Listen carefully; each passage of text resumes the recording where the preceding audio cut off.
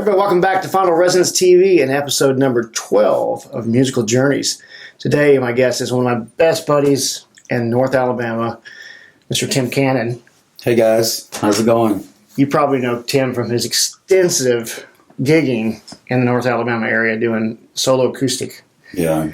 His voice is a sweet sound that I've sat next to a lot of nights and love to hear it. And it's very soulful and bluesy and all over the place. I call my sound melodic soul. Melodic soul. Melodic soul. Awesome. Yeah. Yeah. So tell the audience kind of what you've been doing for the last 10 years. Man, past 10 years I've been lucky enough to, just make a living playing acoustic solo shows and just getting out there, like playing, breweries, restaurants, small venues, and just doing a one-man show and been able to make a living at it, doing anywhere from 6 to 8 shows a week. So I've been really lucky and blessed to make a living at it because you know how tough it is out there. Right. So how long ago was it that you made the transition to full-time? About 10 years ago. I'm from Alabama, but my wife is from Wisconsin. We lived up there for a long time, and I worked 9 to 5 and ran 2 warehouses up there. Didn't play music at all, and just kind of dabbled with it a little bit. And we moved back down here, and I got the opportunity. My wife gave me the opportunity. Said, "Hey, if you want to do it full time, I'll support you." And she did, and that's been 10 years ago. And she told me how much she needed a week to make the bills, and if I can pull it off, then that's exactly what happened to me. I got in that position where we started thinking about doing full time after all those years of kind of in between, not full time, and then it was the same situation. We sat down and talked about our monthly outlay, and what we needed, and how I could get to that point, and I'm sure that's what you just said. You did too. I did, and it's scary, man, because you got to take that leap of faith because you leave a pretty decent paying job that that's 99%. You never know 100% if a job's going to be there, but sure. It's more sure of a job and a paycheck coming in than the craziness of the music business. Because especially when I started out in Alabama, even though I grew up here, I didn't know anybody in the business. I didn't know how to do it. And I just kind of had to figure it out myself and got me a game plan together and just attacked it, Right. Yeah, that's probably the hardest thing is to figure out, now that you're a free agent, how to put yourself in enough work to survive and make the number that you're looking for. We could probably cover this later, but I'll cover it now instead. Okay. Because I think it's real pertinent to your stories. How did you build that up? And maybe I can add to the same thing because I did the same thing, but in a band context. But when you first started out, of course, you didn't know anybody. Right. So give me the beginning. Okay. So when my wife told me, I guess gave me the thumbs up for the full support, because without that, wives are awesome, man, especially supportive wives. Without her, I wouldn't be able to do it. Right. Not that I couldn't do it, but not that. Some say, well, she's the boss. No, she's not the boss. She's supportive. She believes in what I do. Right. And if she didn't want me to do this full time, we've been married long enough, I would respect her decision to find something more stable to set her mind at ease. Right. Because that makes a big difference. Sure. Anyway. But your mind set at ease to some degree, too, that you have the support at home.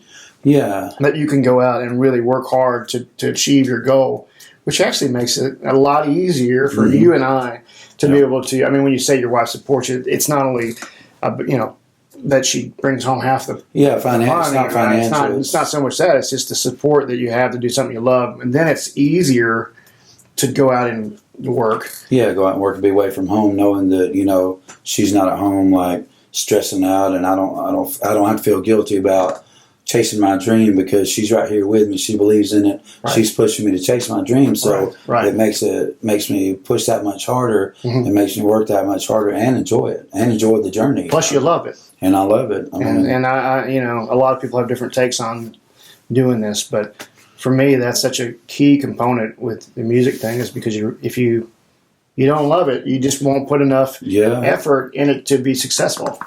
Success takes passion and commitment and persistence. And anything, really. Could be any no matter what you're doing. If you don't have passion, patience, and persistence, if you're not willing to put in the work that it takes, then you're not going to be as successful at it. I mean, it don't happen overnight. I mean, sure. How many people we know that it took them forever to get to where they are, but people that don't know them, they think, oh man, they got famous overnight. Yeah, or they got all those gigs overnight. Yeah. It don't happen. It never happens. And to go back to what you were asking me, I think I got off a little track, but sure. As far as when I first got started, when Dana gave me the thumbs up to do it, I wrote down my goal. I wrote down what I need to do, like a game plan. I said, okay, I need to learn enough songs to do a 3 to 4 hour show. And so I did that. I tuned my guitar like 2 whole steps down then because I wasn't as strong. I'm not saying I'm a better singer now, but I'm a stronger singer now than I was when I first started. And I had to find songs that I could sing, that I could pull off, that I wanted that were pleasing in the ear, because sometimes, I know you've seen this, and sometimes we'll go see bands and the music is great, and then when the singer gets up there, it's not that he's not a great singer, but it's way out of his range, and it just makes it not pleasing. So anyway, So I found my song, I found my songs, I found my sound, and when I finally got enough songs where I felt like I could do a whole show, I got a phone book. I went to the like the bars and restaurant section and just started calling up people and say, hey, do you guys have live music? And they say, if they say yes, I said, well, I tell you what, you don't know who I am. I said, if you let me come do a show, give me $20 for gas. And if you like what you hear, then we can talk about booking. And I did that for a while, man. Right. I mean, otherwise, I think you're saying there's you seed your first one. Yeah. You may even have to do it for free. Yeah. Or close to free. To get a free meal. Whatever. The first few times to kind of sell it to the venue if they've never seen you. Today when you got videos and things that help, but still, I don't think there's anything that's better than being there and doing a gig and for them and showing them. You show them the product. They get to witness the product, and because I could talk all day, or I could make a fancy website and do all this editing and make myself sound way better than I am. Right. But and then if I did that, then when I got to the venue, I was like, hey, where's the guy? Where's the guy in the video? Where's the guy in the video? Right. So I think that's the best way to do it, is actually go there and show them what you've got. Right. And everybody's sound ain't for everybody's venue, so you got to find your venues that appreciate your sound and appreciate what you got to offer. Right. Because it's a business. You're selling yourself. Right. You say, hey, I got this product, which is me and my music. Do you want to buy it? Right. Is it something that you think could benefit your business? And that's how you got to go into it as a business. It ain't like, it's not the Tim Cannon show. I'm not selling out all these restaurants. It's not me. I'm working for the venue, whatever venue I happen to play in. Right. I'm an employee of that venue to an extent. I mean, I'm still my own You're still guy. a free agent. I'm still a free agent, but I'm representing the venue. Right. And it's not, they didn't come to the Tim Cannon show. They came to, this certain venue, and they got music here. And that's how you get fans. That's how you start networking with people. Right. And then it's because like you said, it's about a product that you're selling, and whether the venue, the venue and their clientele support what it is that you have to offer. If it's a good fit. It's a good fit. Are they going to, at the bottom line, are they making money? Right. Or they're making money by spending money on me.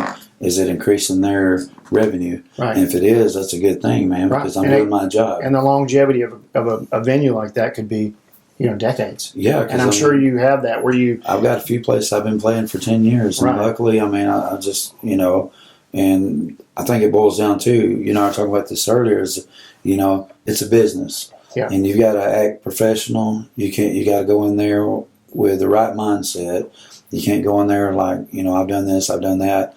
You're a gun for hire. Yeah. They're hiring you, and you got to be professional. Yeah. You got to treat people right and act accordingly. You can't go in there with an attitude or I already got this. I already got this. Like, why don't you know me? Yeah, like why don't you know me? Yeah, because I find that been in this market for over 10 years, and when I go to a venue that I've never been to, I don't assume they know who I am. They don't. They don't know who I am. They don't care who I am. They don't care that I've done 10 years of work in this market. Yeah. It doesn't matter. All that matters is that I go in and show them again for the how many ever times I've done that in this town, a product, and see how it goes. Sometimes it still don't work. Yeah, exactly. I mean? Sometimes it's funny. I'd rather go into a venue where they don't know me at all. Right. But by the time I leave, they remember who I am. Right. At least I say, oh, that's Tim Cannon. I mean, right. he does a good job. He's not just because of music, but because the the way you should carry yourself, the way you should act professionally, the way you treat the venue, and the way you act while you're there. Right. And that's important. Oh, yeah. You know. Yeah. You know, you can be the most talented guy ever, but if you get up there and just, you know, make a fool of yourself and just cause problems, nobody wants to deal with that. Yeah. Business they don't have time for that. Right. They don't have time for that. It's one of the things that I always kind of figured out over time was that the easier I could make it for the venue to deal with me, whether it's, you know, how they got to pay me or just, you know, just in general, how they got to deal with me, whether it's, you know, I'm just easy to deal with and they can call me and I'm flexible, and the easier I can be, the more often they want to work with me. Exactly, yeah. And it's not really, it's just like you said, it's kind of common sense. You just do a good job, you show up on time, Mm-hmm. you know, you stick to your set lengths that should be, you know, an average of around an hour, 45 minutes to an hour, depending on the venue and what your situation is. You do your job. Yeah. You do a great job. And you want them to get their money's worth. You know, you don't, you know, like, you know, talking about set lists, you know, you want to play as much as you can, but, you know, still take a small break, but play, I mean, because you're there to play. And it's really 3 or 4 hours. That's not too bad, but you don't want to play like, you know, 5 songs and take like a 30, 40-minute break and then come back and play a few more. I mean, because you're going to lose your crowd. You're going to lose your crowd, and that's not what the venue's paying you. The venue's not paying you to take a break, to hang out with your friends. I mean, it's cool that your friends come. Yeah, it's cool you do have time. And your set breaks to spend time with but the bottom line is play music. Right. You're playing for the people that are there listening and eating in or whatever venue you're playing at. You know? Right. I say eating because most of the places I play are restaurants, bars and stuff. Sure. But that's the bottom line. Just, I mean, it's common sense. I mean, if you know, if anybody's out there looking to do it, I mean, just use common sense. Be professional. Like I said, be on time, be reliable, be dependable, and act accordingly. You know, don't act with a attitude. Be confident, but not too confident. Right. It's a huge, you know, confident in your craft. Huge thing is the way, you know, John McBride said it a long time ago, but he said nobody wants to work with an asshole. And that's true. And it doesn't matter how talented you are. If you're an asshole, you can forget it, right? You might get to play there once or, you know, maybe twice. Maybe twice. But I mean, after that, goodbye. Because it's just, you know, again, it's not easy for them to deal with. Yeah, and it's like, you know, when I say, you know, you don't have to be a pushover. Don't, you know, let people dictate what you do. You do what you do, and if you're confident in what you do, then that's going to come across on the venue owner is going to know that, and they're going to let you do your thing. Right. You know, it's just like, I mean, just like you hire a painter to come paint your house. You know they know how to paint. Right. You're not out there telling them, say, oh, you missed a spot. Right. They know what they're doing. You put their trust. Yeah. You put your trust in them. They know. They know what they're doing. That's right. So that's you can paint the house, and I'm gonna go watch. You know, right? They can go. I'm gonna go watch a movie while you paint my house. Right, and I'm not gonna worry about you painting my house because we know we already know you're going to do a good job. You know, I've had recommendations, and I've seen your work before on the couple of houses down. Right. I trust you, and that's the way it should be. Like in the business we're in, we should be confident enough to where the venue owners, they trust us to know. Yeah. What we need to do. Yeah, and I think that's when you get the best relationship with a venue owner is that, you know, they can relax. They know that you're going to be there. Yep. When you say you're going to be there, you're going to do the great job you always do. Right. And then you're going to, you know, and then you're not going to give them a hard time any other time. You're just going to make it easy, and you have your thing, and you come in and do it, and you go home. It's no big deal. Yeah, and you're going to play the songs that are appropriate for the venue. I mean, there's some venues that you can, you know, get away with playing certain kind of songs. You know what I'm talking about? Oh, sure. But there are other venues that, I mean, it's a family-friendly atmosphere, and you've got to take that into consideration. You got to be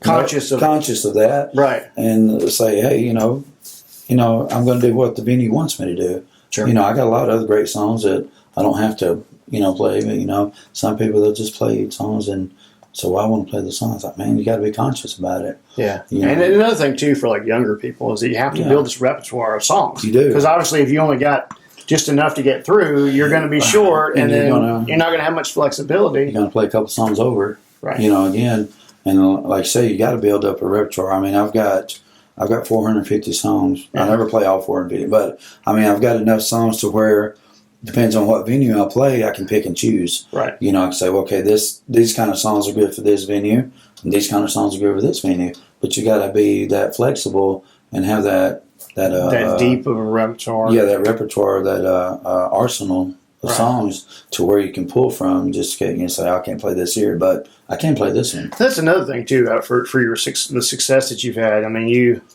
you can, night to night. If somebody sees you twice, they don't see necessarily the same thing in the same situation all the time, and that's a great thing too. And I try to do that because you do a lot of work, so you're out there a lot, right? And I try to be conscious of that. Like if I play somewhere, like within a week or two at the same place, I try to be conscious and not play the same set that I played last time. I mean, there's some songs that I'm going to play every song, every set because I love them. They're my favorite songs. Yeah. And people request it, too. People request it, sure. Yeah, so that's what it's about. It's about who's out there listening to you because, they're out there. I'm up there because they're out there.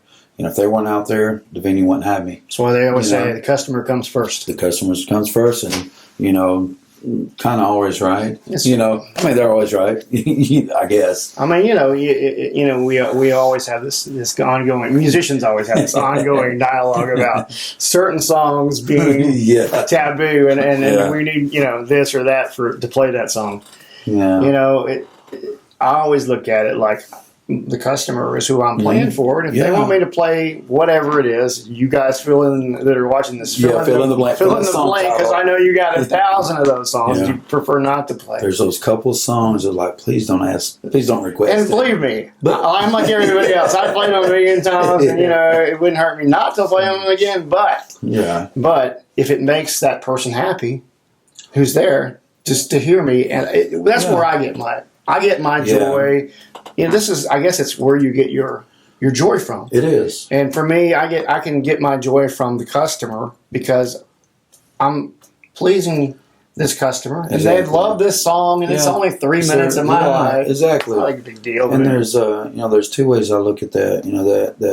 That statement is like talking about playing songs that we prefer not to play, but we do play them because they're overplayed. It's always going to be somebody's. I feel like it's always going to be somebody's first time to see you. Sometimes, no matter where you play, I think it's always going to be somebody's first time to see you. Sure. And on the other point, if they request a song that you played 1,000 times, but that's okay because if for 3 or 4 minutes you can take them to somewhere else mentally because they've had a tough week, you don't know what's going on in their life, but for those 3 to 4 minutes, if you can take them somewhere else to that place of where they love that song, they can sing that song themselves, and they're somewhere else. Yeah, you've done your job, and that's what's important. Well, yeah, because we identify our memories with music. Yeah, and it may take them back to a certain place, a certain person, a certain feeling. Yeah, that makes them feel a certain way. And we're not even thinking about that. We're thinking about not this song again. But the reality is that the customer is asking for that song because it touched them in some way. And you've got to play it like it's your favorite. Right. You got to. Confidence shows. If you're up there playing with a sour look on your face, you're ruining that experience for that person. Right. Why would you want to do that? And shame on you for doing that. Yeah, why would you want to Shame on you for doing that. You're ruining that experience for them, and you got to act like that this is your favorite song because at that moment it should be because somebody asked you to play it, and you're playing it for them. And you're getting paid. And you're sharing that moment, and you're getting paid. So it's not that big a deal. Yeah. I never thought so. Yeah. But let's do this. Let's go back to your beginning. Okay. To the very beginning when you started getting interested in music. Like what artists when you were young? So how young do you remember music being a part of your life? Well, I kind of when I was born, my mom and dad both sang in a gospel band. Okay. They sang in a gospel band. So the first few years, I think I remember. I have little flashbacks, but first couple of years I was on a tour bus. We'd travel around, and then doing like gospel tours. Yeah, like gospel tours and like Southern gospel stuff like that. Playing in churches or like churches and festivals and fairs. I found out later on, that everybody on my mom's side of the family plays something. They sing, they play, and so we did that. And then my mom and dad had their issues or demons they had to deal with. So we got separated. I'm the youngest of 6, and we got all separated. Went to different parts of the country and stuff. And I went to my dad's side, and I grew up, and they weren't very musical. They didn't really like music. On your dad's side. Yeah, they didn't. They discouraged me from playing music, and I always felt like I had a passion for it, but I just didn't do anything with it. And then when I was in high school, I met some friends, and they've been lifelong friends now, and they were in a band, and I think they asked me to come try out because they were friends of mine. They said, okay, we want to get him involved. That's what I did in high school. And you didn't even think about it. You just wanted, so, I don't know why it was. Maybe it was just our time in the period, but everybody wanted to, like you did things together as high school buddies. You try to bring your buddy into whatever it was you're doing, whether it's BMX racing like I did when I was younger, but then bands was the next thing. Yeah. So they probably said, hey, we know Tim Cannon. I like that guy. I don't know if he can sing or whatever, but he was going to be in the band. And God bless them, they asked me to sing with them, and so I went and auditioned, and I know it was horrible, but they didn't care. They were cool. They said, hey, you're in the band. And right. So, and then all through high school and college, I played in bands, and then I played in a couple of different bands, and they kept breaking up, and so I figured out, I need to learn to play guitar. Right. So I skipped school one day my senior year. I skipped school, went to the music store, bought my first guitar. And how old is this? It's probably about 18, maybe. Okay. That's probably about 18. I bought my first guitar, and I didn't know how to play it. And I just luckily would play by ear and just by watching people and friends. So back then we didn't have YouTube or all that stuff. So I got a cassette tape and rewound it, fast forward, rewind, fast forward. Until and the first song I ever learned to play was "Every Rose Has a Thorns." I thought, well, that's a pretty simple, not so many chords and not so hard to structure, Right. And so I learned that, and once I learned that, it kind of lit that fire. It's like, oh man, I can play this song. I wonder what other song I can learn. That seems like a common theme is that you have to, and for somebody who's new, who's starting out, it seems like I hear this more and more as I do these. You have to find that song that you like, number one. Yeah. But it's easy enough for you to master. Exactly. Yeah. Because that gives you the fuel to go to the next, the next level of whatever it is you're going to learn. Keep building on that. You learn one song, then you learn one that may be a little bit more complicated. The second song I learned was a Wanted Dead or Alive. Yeah. And I thought I loved the challenge because it's got the intro. I had no idea how to play that. Sure. But I learned it, and it just got me. And once I learned that, I was hooked, man. So I want to play guitar and sing. And so I after high school I played some in college, and then I met my wife, and we got married. And I didn't play music for a long, long time, and I wanted to. I had that passion, and when we were up north, I was a praise and worship leader at a church. Okay. For a few years, and then I stepped down from that, and then I was like, I always felt like, even like when I was working and stuff, I was like, man, I should be doing something else. I had that passion inside, or that feeling. I was like, I was lucky to have a job, but I thought, man, I just want to do something. I think I'm supposed to be doing something else. I felt like I was supposed to be doing something else. Right. But I just kept plugging along, and then when we finally moved back down here, I got the opportunity, like I said, Dana gave me the thumbs up to try to pursue it. And so I practiced 16 hours a day, man, just learning my songs, learning my sound, because that's the important thing, is finding your sound. Right. You don't want to try to sound like anybody else. You don't want to copy anybody. You want to find something that makes you unique, because if you got a unique product, venue's going to be more likely to hire you. It's like, he sounds, I like the way he sounds because he didn't really sound like anybody else, and that's the key, to find your own sound, to find your voice. Right. And then, so... For a singer, it's your voice, and with a guitar player, it's your guitar. I say I'm a singer who plays guitar. I do okay on the guitar, but, nothing like you at all. It's a vehicle, though. It's not really about the technical, but it's about what you put across. Yeah, I feel like the guitar kind of fills in the spaces behind my singing. Sure. I'm not saying I'm a bad guitar player. I do okay. Right. I do what you need to do to make my show my show. And I'm constantly learning on my guitar. Practicing my scales, and so I'm not saying I play it this way and that's it. But you play a lot. I'm constantly learning, and because you play a lot, that's like paid practice. When I saw this last week online, and I posted on Facebook, which I'm not sure how many people ever see any of that because of the way they filter things. But it's Billy Sheehan said 1 hour on stage is the equivalent to 10 hours in the practice room. Wow. And I found that to be true because it's different on stage. and there's pressure. Yeah. The rubber hits the road. You can't just stop like, okay, let me start the song right. over. Yeah, oops, I had a bad note. Let me do that again. Over, you have to go plowing through everything you do, and there's something about live that forges you.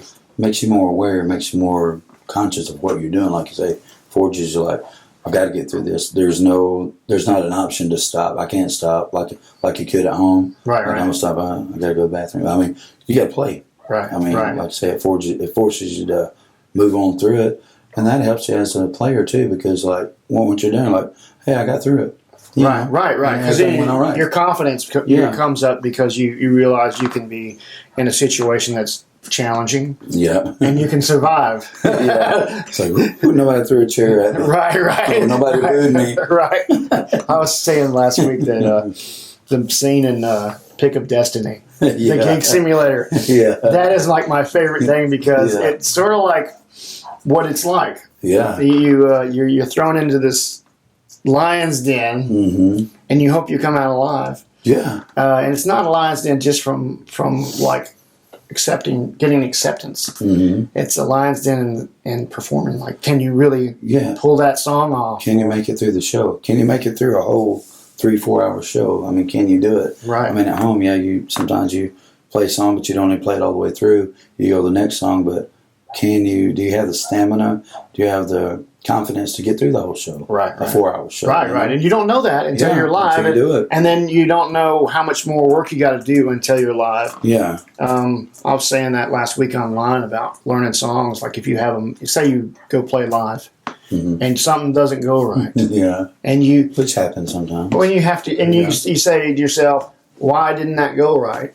And then you go, okay, well, this is why it didn't go right. Let me fix that. Yep. And you prepare yourself for the next time, and then you come back and you're more prepared, and you've fixed it. And then it's a better show. Right. And there have been some times to where you get so caught up in the show just where, you forget the simple stuff is like, some songs, I use my capo a lot, Yeah. And sometimes I'll have my capo on the 3rd fret and I play the song and I'm talking to the crowd and before I know it, I'm playing the next song and the next song is supposed to be like either capo first or no capo at all. But once I started playing, I'm like, it's too late. Right. I can't just stop. And it's like, suck it up, bro. Okay, so you're like sitting there in the back of your head, get through the song, because it's almost like it's not the first time you play the song, but it feels like it because it's the first time you've done it. Can I hit these notes vocally? I haven't played it this high before. Yeah, first time you've done it like that. Yeah. And that's always the scary in that key. part. In that key, yeah. So as far as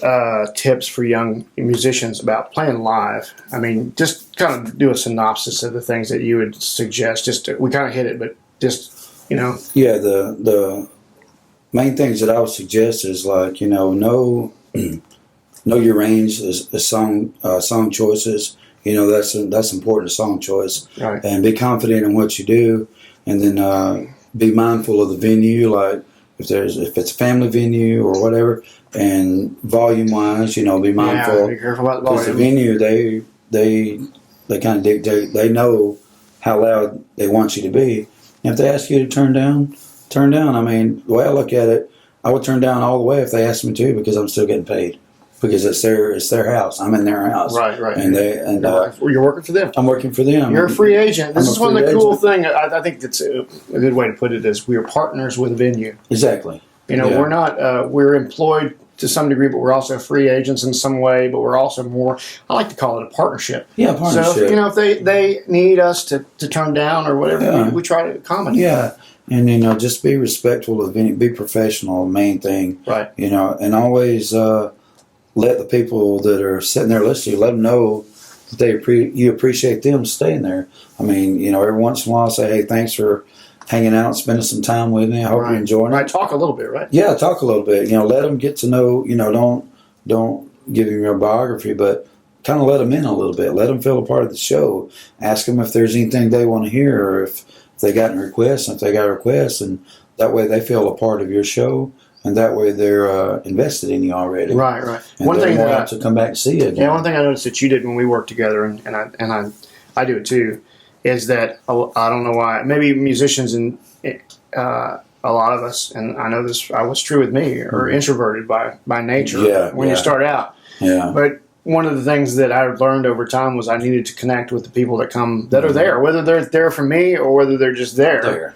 And they happen to be seeing me that time. Sure. To connect with them, whether I'll go at the end of a set and say hello and shake a hand and say, is there something you'd like to hear? Or absolutely, is everything sounding okay? Just any kind of interaction. Get their input. That's I've done that since I've started. Like after every set, unless it's the same people, but I mean most time it's going to be different people, different sets. Right. But at the end of the set, man, I'll put my guitar down and I'll start going all over the tables, at least saying thank you, because the way I look at it, they at least deserve that, because if they've been there for a little while, listening to you, they deserve me to say thanks for hanging out. Acknowledging their presence, and you get to know people. Yeah. And I've gotten, by doing that, not that's why I do it, but I've gotten other gig opportunities, other just any kind of opportunity just by meeting people and talking to them and connecting with them and shaking their hand. And a lot of times, if you do that, they may remember that. For next time they go out, let me say, hey, let me see where Tim's playing tonight. Just because I went up and shook their hand. Right. Because they like your music first. Yeah, they like the music first. But then they like you. Yeah, so it's, then they're more apt to, become, I guess, a fan. I don't like to say fan because I'm not a, I'm not famous. But you know what I'm saying. Supporter. Supporter. That's a great supporter. word. I like to say supporter. Yeah, supporter. That's a great word. And really, it is about connecting with people. I mean, that's our job as musicians to start with. Yeah, because I know the job we got. It's a great job. We just play music for a living, right? And so, I mean, if the worst thing we got to do is, I'm not saying worst, but I'm just saying, if we got to go out of our comfort zone, go out of our comfort zone, because I'm like you, I don't like to talk a lot. I don't sound like now, but right. But that's what this is all about. It used to be before I played music. I was shy, man. I went up to people and talk, and I think all of us. Now it's been not all of us, but a lot of us are shy to start with, and then we get into a business that you can't be shy in, and then you realize, if I want to do this thing I want to do, then I need to become a little more. We get in musician mode, and musician mode consists of playing on stage and interacting with the crowd afterwards, and interacting with the venue. So I mean, we get in that, I call it the musician mode, because we got to act. We're running a business. Right. We're running our own business for that night. Mm-hmm. Our business is on display, and we're running our business, and we want people to know about it. And we want people to know us. Yeah, know us. Yeah, and then know us more than just what they see on stage. Yeah, because that, like you said, creates a connection that is an extra connection. To the music. And it could be potential, 2-3 supporters tonight, and they tell their friends about it, and that could be like 20 people next time. Then you go and you meet their 20 friends the next time. And that happens all the time. I see that all the time. And I think sometimes not that, on a local level, not that, I'm famous or anything like that, but I think sometimes it's gonna, I've seen this, not because anything about me, but, when I've seen people that have been to previous shows and they bring their friends, they think it's kind of cool that they know the musician. And say, hey, let me introduce you. We're friends. Let me introduce you to my new friends. Yeah. And they think it's kind of cool for them to. It's empowering to them. It's empowering them to say, hey, I know this guy. Hey, let me introduce you to him. I like Tim, and you should come check Tim out. And like, we know the music. We know the band. Right. We're the band. Right. But it's also, like you said, it's like there's a familiarity that happens where it's like when I used to say this about restaurants. Yeah. When I'd go to a restaurant and they would recognize me from the last time I ate at the restaurant. Yeah. You know what I mean? I don't know what that is, but it makes you feel valuable. It does. It makes you feel important to the venue or restaurant. I appreciate it. That's the right word. Yeah. Appreciated. It makes you feel appreciated that you're spending your money there. Yeah. That you're coming to support that restaurant, or in our case, the artist and the venue at the same time. And what's cool is that, some venues I play, it don't happen all venues, but some of them do, which, I walk in the door and they know what I drink, and by the time I set my guitar and equipment down, I've got my drink right there. Right. They know because they know you that well. They know me that well, and they know what I drink. And then, it was funny, like this last weekend, and I give a holler out to the girl at the station that worked, this weekend, Christy. She took care of the band like a pro, right? Yeah. And she took care of the people like a pro.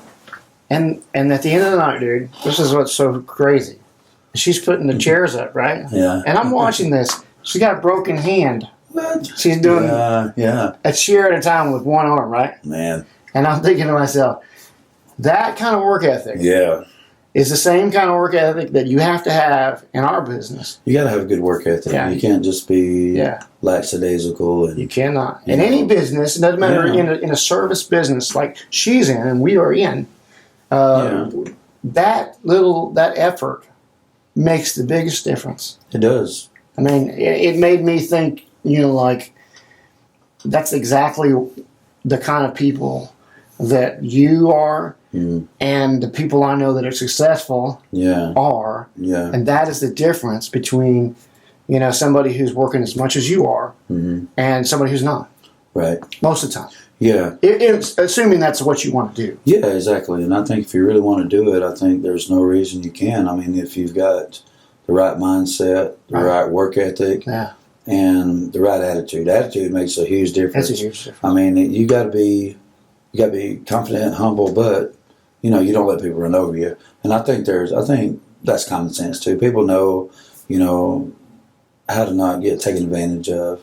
And I think if you get taken advantage of, then you need to build up your confidence a little bit more. Right. But I mean, I think if you're confident, you know your craft, you know your product, then you should be good. And you work hard, and you do. I think it goes without saying you have to you got to be proud to work as hard as possible. Exactly, and you got to be willing to work and travel to wherever, and you got to be always learning. You can't just you can't get to the point to where I got this, because I mean it's a 24/7 job. There's no complacency, and even with you and I being well employed as full-time musicians, and that's a very rare thing that you and I have been able to do, and we're really lucky guys. We are. And I think back, what was it that helped me do that? And the only thing I can think is being really easy, and working really hard, and being focused on it. Yeah. When I came to it full time, the focus changed from. I mean, it was now it's this is my bread and butter. Mm-hmm. Suddenly, your perspective changes. So there's no backup plan. There's no backup plan. You got and so it's like if you were working any job and you didn't do a good job, you probably wouldn't be there very long. Exactly. And your work ethic dictates that, whether you're going to be there or not. And I've been, I guess I've been lucky enough. My work ethic is even when I was, working regular jobs, every job that I had, I started at the bottom and I see myself at the top. I work my way up. And that's the kind of same attitude I'm going to with my music. Always. And like you said, sometimes it's a new venue. You're working from the bottom up. Exactly. They don't know you at all. They have no experience. You have to start over. And I guess success just comes at different levels. I mean, a lot of people, in my mind, I am somewhat successful, but I'm not where I want to be. I've still got a ways to go. But other people looking in, I mean, I am blessed. I work 6 to 8 shows a week, and that's successful good. In my book. That's success. I mean, and that is a level of success because it's hard. I'm getting to do what I love for a living, and it's tough. But I think that's what keeps pushing me is because I do want to get to that next level. And even if I don't get to that next level, at least, I mean, how many people can say they get to do what they love for a living? How many? I never thought in a million years that I get to play music for a living, and where I'm not touring countries or anything like that, but I am staying. I'm working every night, and I get to come home every night. But I'm staying employed, and I'm on the road a lot. Yeah, but I mean, and you're working, and I'm working, and hey, man, getting paid. and it's and it feels really good when you create something new, and then it comes to fruition. Exactly. I think it's like whenever I do a band from scratch, which happens every few years, right? Or maybe 3 or 4 or 5 years, I have to do a new band from scratch. And build it up from the ground. And I have a vision of what it will become, hopefully. Yeah. And then through hard work and dedication and practices and rehearsals and gigs, that happens. It's like you're a proud daddy. Yeah. Really, you have a vision and you hope that brought this idea of this kid up. Like a kid, you brought this baby up, and now it's grown up, and you're proud of it. That's a very, that's one of the most fulfilling things for me is that I can see a project from an idea, a nothing, to something that's 10 tangible and people are affected by it in some way. And then another thing too, man, and I want to hit this with you too. We haven't really got into this, but creativity and writing your own songs, creating something from an idea, a song. You know, you write songs and you do your own stuff. I love writing songs. Yeah, talk about that a little bit. Man, I love writing songs, and like, you know, even I'll play them out in my shows. You know, I'll push them in here and there. Just I don't want to oversaturate. Sure. Well, I tell people the business we work in, the type of business we work in, is like, you know, they're not really here. They're not really there to hear my stuff because they want to hear songs that they recognize. Because if you're sitting at the bar, you're almost out of beer, and I start playing your favorite song, you're going to buy another beer and hang out for a little while longer, and that's going to make the beanie money. Anyway, that's the bottom line. But you still write. But I still write. But when I love writing, man, I love to get an idea. You know, I'm always constantly writing, and it's like if I hear an idea, I'm like, I want to write that song. You know, sometimes it happens different ways. Sometimes I'll be fiddling around with my guitar, and an idea will come to me. I'll get a melody. I'm like, hey, I need to put some words to that. Or another time, it'll be backwards. I'll get the words or get an idea. But the way I like writing songs, man, this is the easiest way I can explain how I write songs is when I get an idea, I think of it as a movie, a short movie, a video, I guess, you know.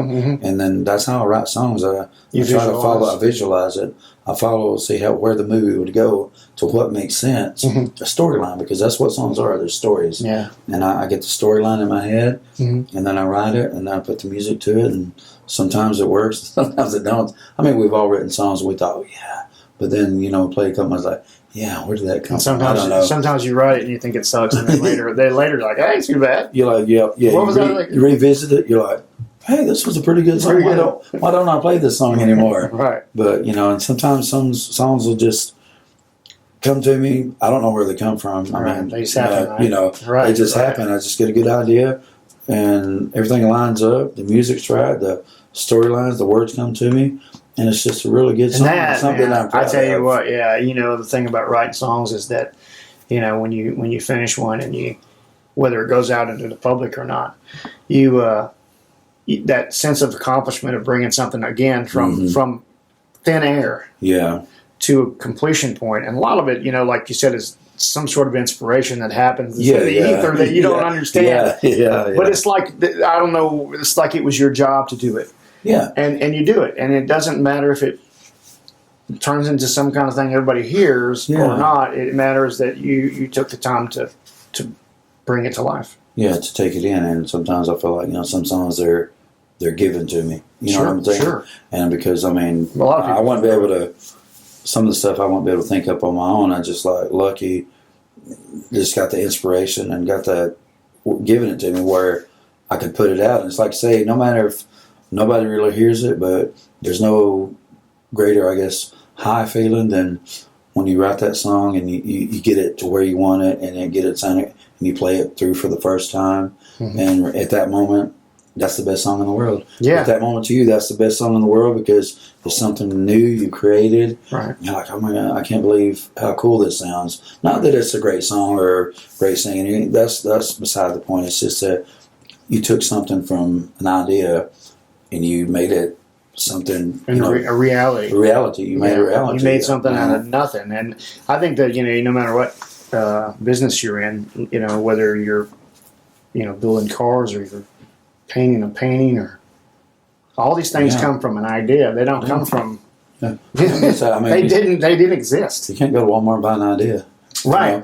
An idea's got to come, and then it's got to be carried out. You got to follow it through and put the pieces the way they're supposed to be, like a puzzle. You know, you put them together. I love chasing it. Yeah, I do too. That's like one of those things where I think that everybody that I've probably been in here with and talked to, we hadn't always talked about it, but I think that everybody has that. Musicians have that in common. They create music. They chase. They want to chase down that idea. And they don't want to make it just an average idea. They want to make it, you know, as far as me, when I write a song, I want to, if I'm saying the same thing as somebody else, I'm going to say it in a different way. I want to make people say, oh, I never thought of it that way. Or, and I want to make it, every song I write, I want it to be the best song I've written.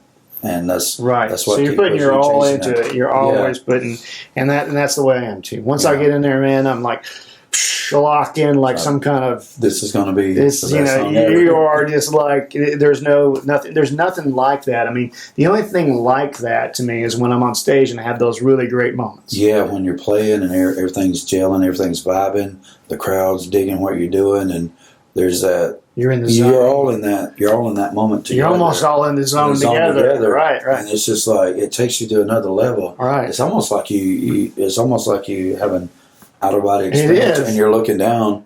There's all this coolness going on, and you're like, wow. I think that everybody, even listeners, can actually key in on what you're saying there, which is that every listener that's not a musician, has experienced this thing where you're at a concert, you're at a show. And it's so compelling that it almost gives you goosebumps, right? Or does. And when it's that compelling, if you're a listener, that's how we feel when we're playing. It happens. It happens to us just the same way as we play. Exactly. And that, man, that is the juice that keeps me at this. And that's what moments are, man. I was like, there's no greater moment than when, like, the melody of a song, the lyrics of a song, and the vibe of the song. When I say vibe of the song, that means the crowd picking up on it when it all connects. Right. I mean, and it's like it's undescribable because it's so awesome. There's absolutely there's just not a cool enough word to say this is what's happening. Right. You can say magic, but it's way beyond that. It's way beyond the zone. It is. It's something that I hate to use the word divine, but it feels divine, almost like this was a gift, and here it is for all of you to enjoy at the same time. And especially when it's one of your songs, like if it's a song you've written, and that stuff happens, and you're like, why? Something you've created. How did that happen? You're like, that's the best feeling. Whatever that was, money can't buy that kind of feeling. It's not, and that's I think why you and I have gone on decades-long journeys to play whatever gig we could, to chase that thing that we could get every once in a while, and then we learn so much along the way, right? It's crazy. So let me get with you on a couple things here in my final questions. I want you to describe in one word your feelings about music. I'm gonna say spiritual. For me, it's spiritual. Awesome. I mean, because like we were just talking about when everything's going right.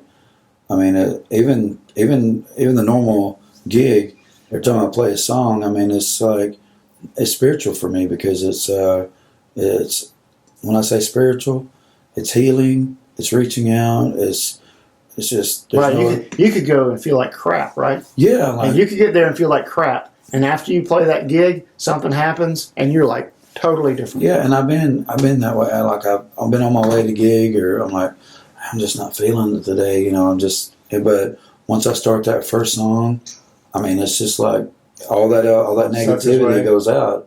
And then when you leave that gig, you think, what was I thinking? What a great day. It's like, I can't believe I almost canceled. No. I felt so bad, right? You can't believe that you didn't feel like, you were going to be able to do it. Yeah, and that would be my one word is spiritual because, I mean, it takes you, and music should be spiritual, and it should mean something to you. It shouldn't just be a gig. It should be more than a gig. It should be something that you love to do, something that you love to share with other people, and it should be a spiritual experience, and because that's what music is, man. Because like certain songs take you back to special places or not so special places, and it connects you with your whole life. Yeah, it does. Through all those different feelings of whatever it was you connected to. Yeah, so music should be spiritual. Should be a spiritual experience. Yeah.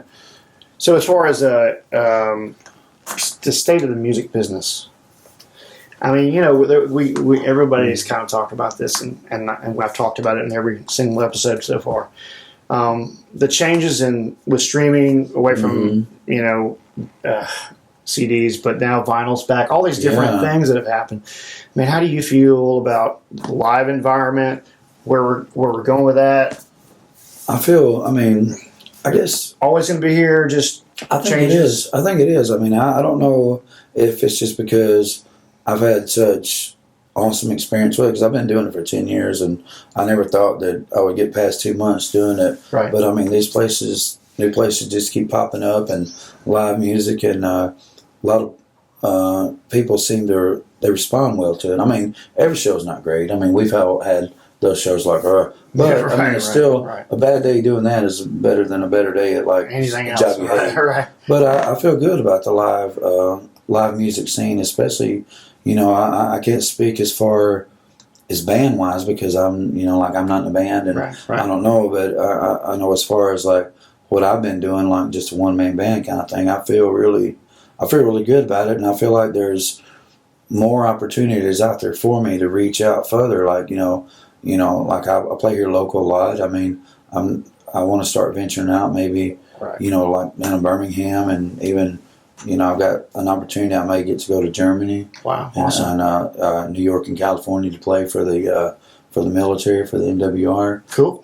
So I'm hoping. I've been working on that. So good. I got to work on getting my passport and all that stuff. But that's cool. To play for the troops and stuff. Man, that'd be awesome. And I feel like that could open up other doors for me. Sure. And just sure. I feel like a lot of people say, well, how long are you going to do that? I was like, I'm going to do this as long as I can because I'm chasing something. I'm chasing that dream.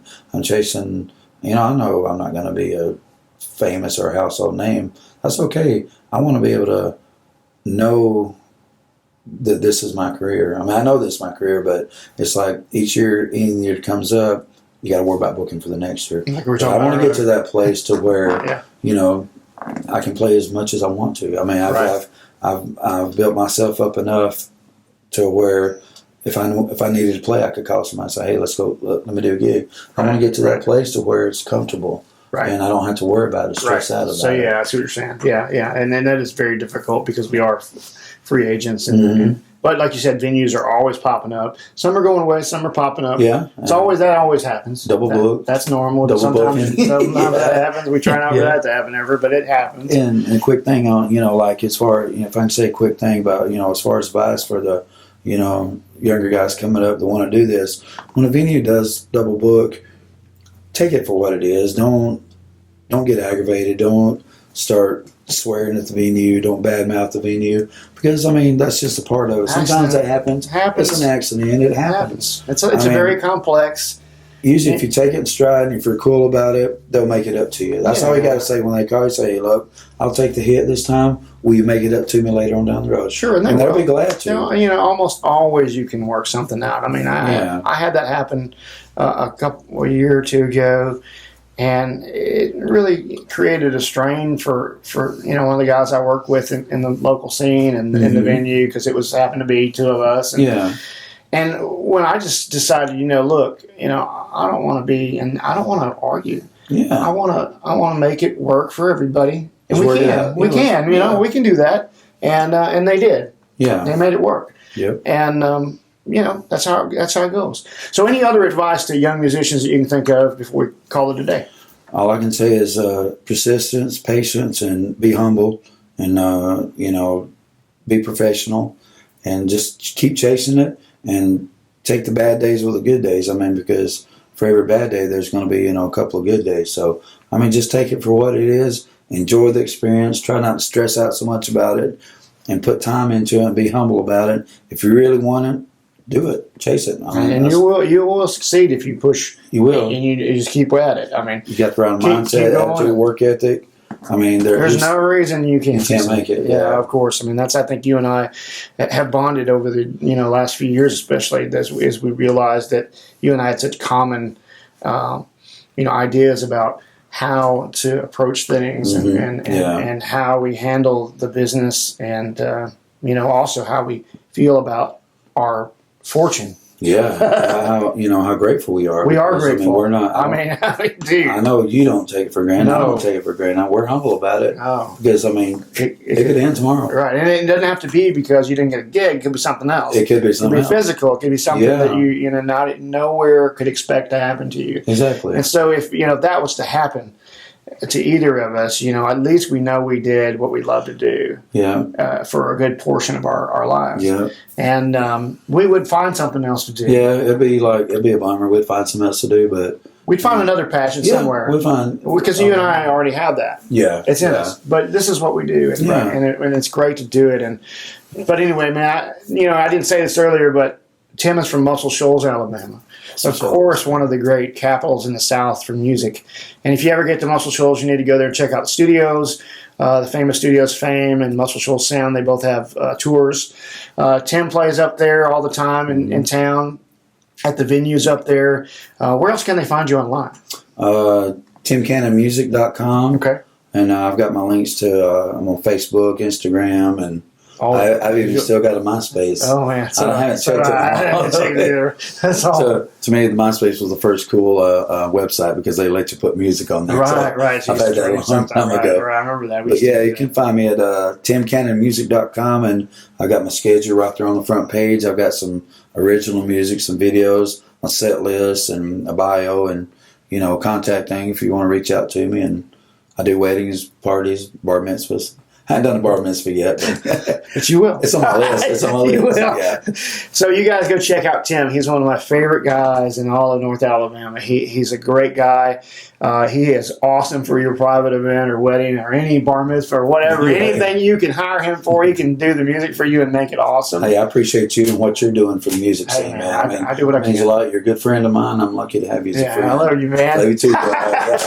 Bring it in. Thanks for coming down. Absolutely. It's my pleasure. Thanks for asking me to do it, man. All right, man. Thank you very much. All right, you're very welcome. Thanks, buddy. All right. Thank y'all.